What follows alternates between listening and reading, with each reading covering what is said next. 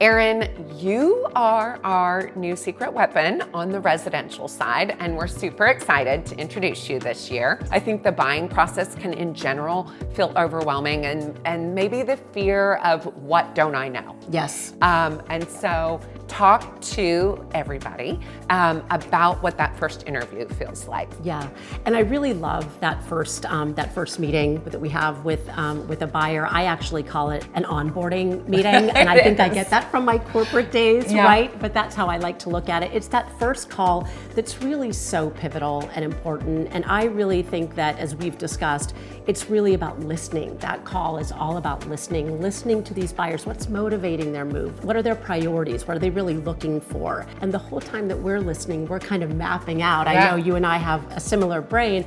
We're sort of mapping out and kind of getting a feel already. This is what we know they're going to be gravitating towards, and we're kind of putting it all together in our heads as we're talking like a puzzle, to them. Crossing some things off. Yes, exactly. Adding some things in.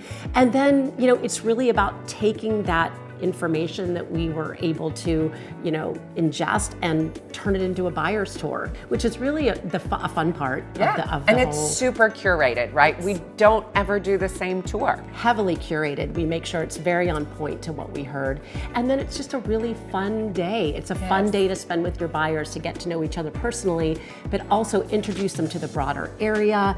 And then they can really come away feeling like, this was a great day. I feel armed with so much more information. And I also really have a good sense of what communities are feeling like home to me.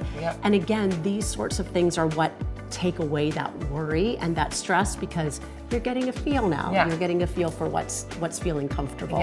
And feeling extra laser focused for you, because I think so many of our buyers, it's even listening to what they don't say. Because they don't even know what they're looking for necessarily. So when we're asking questions, I think sometimes we're looking for, oh, they didn't mention this. So what does that mean, and how do we curate around that? Absolutely. I think that's such a good point, and that actually brings me to the other point, that you give the buyers a chance to kind of take the buying process and sort of turn it on its head and actually really think about this transaction as more than even just a home, but maybe what that might mean long-term as an investment. And I think that's a really great thing that you do, Michelle, because it's emotional, right? Our home is where we live, it's where we go every day, it's where we settle in, but it's an investment. And so you really want to think about things, and we want to bring to their attention things that they might not be thinking about in this short term, but in the long term, they're going to wish that they had thought about. So you do a wonderful job of that. Thank you. And I think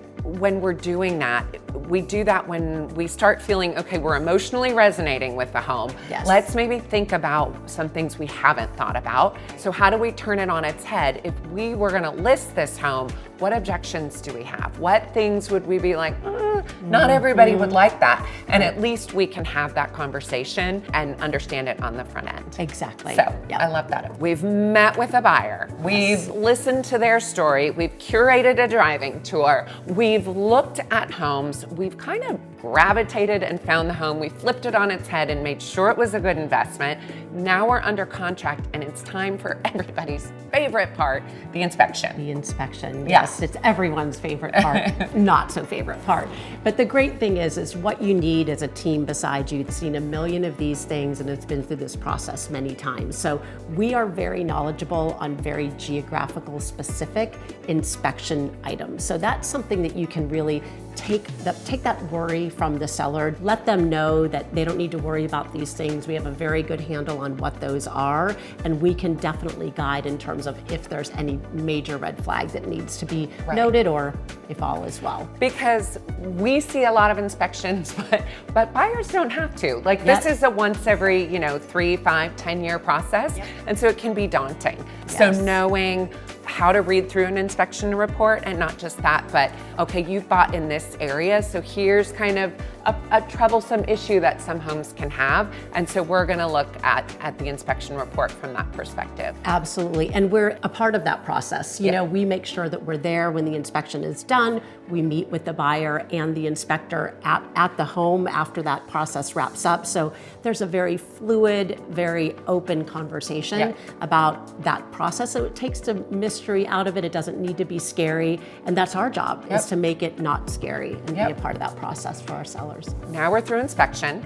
and we are closing on a home. And so as much as we like to think we can move into a home and it's everything we needed and there's no work to be done, there is always something. We want to make our homes our own, and so we do some work, we put some personal touches on that, and they're not alone in that process either. Absolutely. I like to say to our buyers that once you buy the home and you're in the home, our relationship is really just beginning. And that's what I really love too about our team, is that it's that relationship that we continue to have even after you're in the home. So we have been tapped for all kinds of advice, whether it's, again, who's the best person for this, or, oh my gosh, this happened, to even, more thoughtful and mindful conversations where we're tapped to come in and really help them assess a renovation that they may be doing and help them really kind of pencil out, does this make sense? Will this be a return on investment? So those are the conversations that we enjoy having, because once our buyer is in a home, we want to make sure that home is evolving with them and changing as they move through ages and stages in their life.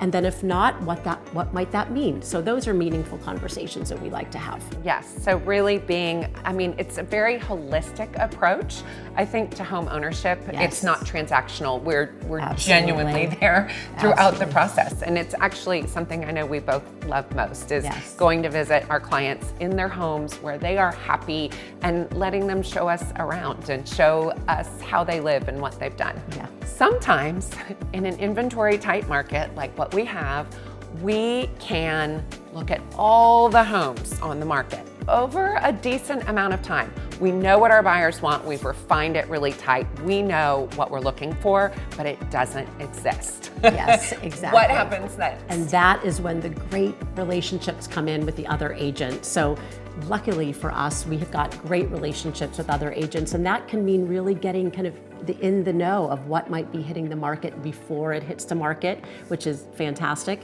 And it can also mean, if we have identified a home, getting a good history of that home. So there's just great information that can come from having those very tight-knit relations with our colleagues in the industry, and we certainly have that. And knowing who to call for what kind of home. Very true. Yeah. Absolutely. That's a very good point. Yes.